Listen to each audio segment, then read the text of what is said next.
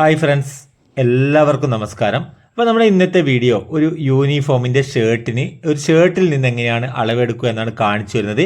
അപ്പോൾ നമ്മൾ ഈ ഒരു വീഡിയോ നമ്മൾ ഇതിൻ്റെ ഷർട്ടിൻ്റെ അളവെടുക്കുന്നത് കാണിച്ചു തരാം. അടുത്ത വീഡിയോകളിലായിട്ട് നമ്മൾ അതിൻ്റെ കട്ടിങ്ങും സ്റ്റിച്ചിങ് കൂടി കാണിച്ചു തരാം. അപ്പോൾ നമുക്ക് വീഡിയോയിലേക്ക് പോകാം. അപ്പോൾ നമ്മൾ ഷർട്ടിൻ്റെ അളവെടുക്കുമ്പോൾ നമ്മൾ ആദ്യം അളവെടുക്കേണ്ടത് ഷർട്ടിൻ്റെ ലെങ്ത്താണ്, അതായത് ഇറക്കം നമ്മൾ അളവെടുക്കണം. അപ്പോൾ നമ്മുടെ ഷർട്ടിനെ ഇതുപോലെ പിടിക്കുക.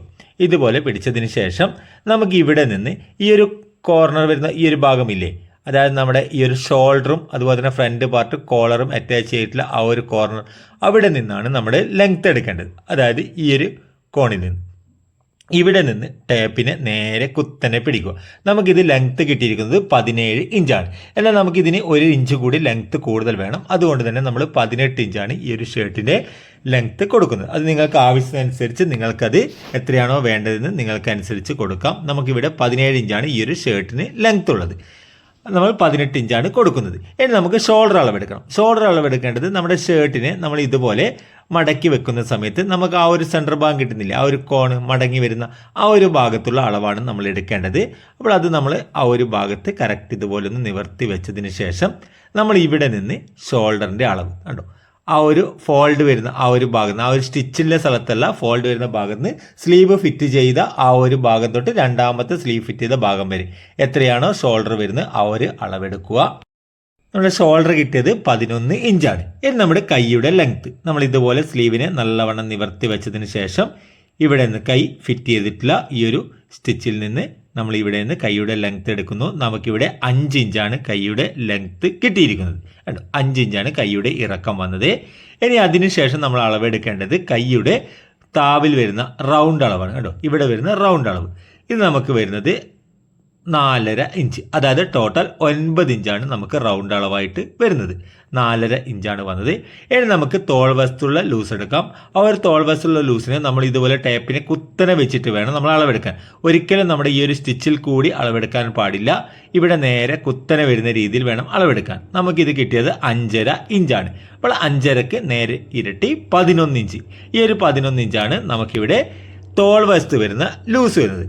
ഇനി നമുക്ക് ബോഡി ലൂസാണ് എടുക്കേണ്ടത്. അപ്പോൾ ബോഡി ലൂസ് നമ്മൾ ഇതുപോലെ നിവർത്തി വെച്ചതിന് ശേഷം ഒരു സൈഡ് ലൂസാണ് നമ്മൾ എടുക്കേണ്ടത്.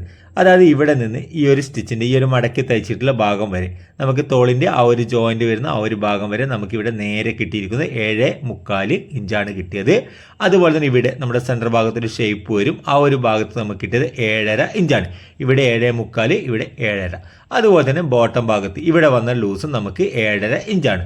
അതായത് 7.25, 7.5, 7.5 ഈ ഒരു രീതിയിലാണ് നമുക്ക് അളവ് കിട്ടിയിരിക്കുന്നത്. ഇനി നമ്മൾ ചെക്ക് ചെയ്യേണ്ട ഒരു കാര്യമുണ്ട്.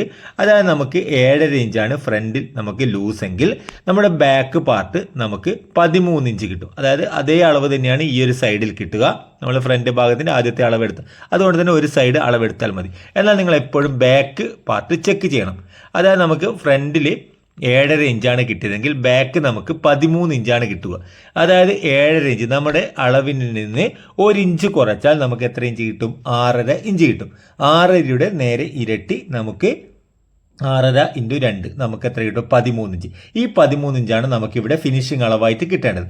അതായത് നിങ്ങൾക്ക് എത്രയാണോ ഫ്രണ്ട് ലൂസ് വന്നത് ആ ലൂസിൽ നിന്ന് 1 ഇഞ്ച് കുറക്കുക, അതിൻ്റെ നേരെ ഇരട്ടി. അതായത് ഇപ്പോൾ 7.5 ഇഞ്ച് ഫ്രണ്ട് കിട്ടി. 7.5യിൽ നിന്ന് നമ്മൾ 1 ഇഞ്ച് കുറച്ചാൽ 6.5, 6.5യുടെ നേരെ ഇരട്ടി 13 ഇഞ്ച്. ഈ ഒരു 13 ഇഞ്ചാണ് കറക്റ്റ് എങ്കിൽ നിങ്ങൾ എന്ത് ചെയ്യുക? നിങ്ങൾക്ക് 7.5 ഇഞ്ചിൽ കട്ട് ചെയ്യാം. ഇനി അഥവാ ബാക്ക് പാർട്ട് ചിലപ്പോൾ കൂടുതൽ വരും, 1 ഇഞ്ചോ 1.5 ഇഞ്ചോ ഒക്കെ ചില ഷർട്ടിലൊക്കെ കൂടുതൽ വരും. അതൊക്കെ വരികയാണെങ്കിൽ നിങ്ങളത് അഡ്ജസ്റ്റ് ചെയ്തിട്ട് വേണം കട്ട് ചെയ്തെടുക്കാൻ. അപ്പോൾ നമുക്ക് ഇവിടെ ഷർട്ടിൻ്റെ കോളറാണ് അളവെടുക്കേണ്ടത്. അപ്പോൾ നമ്മുടെ ഷർട്ടിൻ്റെ കോളർ അളവെടുക്കുമ്പോൾ നമ്മൾ ഇതുപോലെ വെച്ചതിന് ശേഷം നമ്മുടെ ഇവിടെ കോളറിൻ്റെ ഭാഗമില്ല, അതായത് നെക്കിൻ്റെ അളവ് നമ്മൾ ഒരിക്കലും എടുക്കേണ്ട ആവശ്യമില്ല.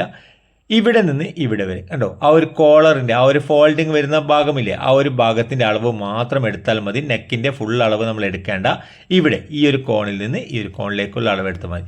നമുക്കിത് വന്നിരിക്കുന്നത് 10 ഇഞ്ചാണ്. അപ്പോൾ നമുക്കിതിന് 1/2 ഇഞ്ച് കൂടി കൂടുതൽ വേണം. അപ്പോൾ നമ്മളിത് 10.5 ഇഞ്ചാണ് നമ്മൾ എടുക്കുന്നത്. കണ്ടോ, ഇവിടെ നിന്ന് ഈ ഒരു അളവ് വരെ എടുത്താൽ മതി. ഇതാണ് ഷർട്ടിൻ്റെ കോളർ അളവായിട്ട് എടുക്കുന്നത്. അപ്പോൾ നമ്മളിവിടെ 1/2 ഇഞ്ച് കൂട്ടി 10.5 ഇഞ്ചാണ് എടുക്കുന്നത്.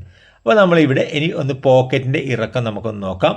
പോക്കറ്റിൻ്റെ ഇറക്കം നമുക്ക് ഇവിടെ നിന്ന് ഈ ഒരു നേരത്തെ ഷർട്ടിൻ്റെ ലെങ്ത് എടുത്തില്ലേ ആ ഒരു കോഡിൽ നിന്ന് നമ്മൾ ഇതുപോലെ പോക്കറ്റിൻ്റെ ഇറക്കം എടുക്കുക. 4.5 ഇഞ്ചാണ് കിട്ടിയത് ഇറക്കം. അതുപോലെ തന്നെ പോക്കറ്റിൻ്റെ വീതി കണ്ടോ 3.25 ഇഞ്ച്. 3.25 ഇവിടെ കോണിൽ 3.25 ഇഞ്ച്. ഈ ഒരു അളവിലാണ് പോക്കറ്റ് വരുന്നത്.